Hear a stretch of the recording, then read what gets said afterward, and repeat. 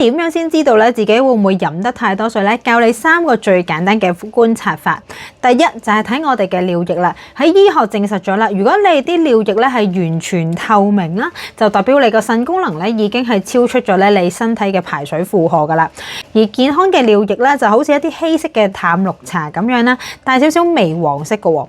第二就係睇下你條脷啦，一早起身去照下塊鏡。如果咧你嗰條脷咧嘅脷苔好白好厚嘅話咧，脷側邊亦都會有一啲牙齒痕咧，有啲好似鋸齒咁出嚟嘅話咧，就代表咧我哋身體嘅水分咧係大塞車啦。第三就係睇下你塊面同埋你對腳啦。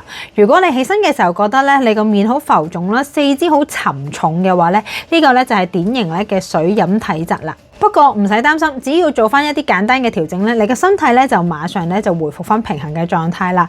我最正面嘅建議咧就係飲水咧就要量力而為。成年人咧一日咧就大概飲咧1500至到2500毫升咧左右就 OK 啦。仲要改成咧少量多次咁樣去飲水喎。如果你都想知道更加多你嘅體重需要飲幾多水嘅話咧，留言我要飲水啦。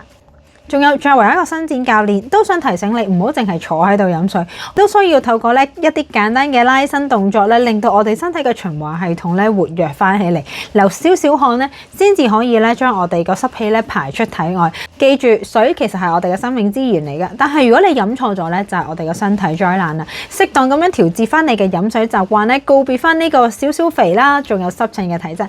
由今日開始，邀請你咧慢慢去學習點飲水啦。如果你覺得今日我呢個分享對你有幫助嘅話，麻煩你幫我 like 同埋幫我 share 俾身邊有需要嘅朋友啦，仲有 repost 出去，讓更加多人知道我哋呢個健康嘅平衡。我哋下一條短片再見啦，拜拜。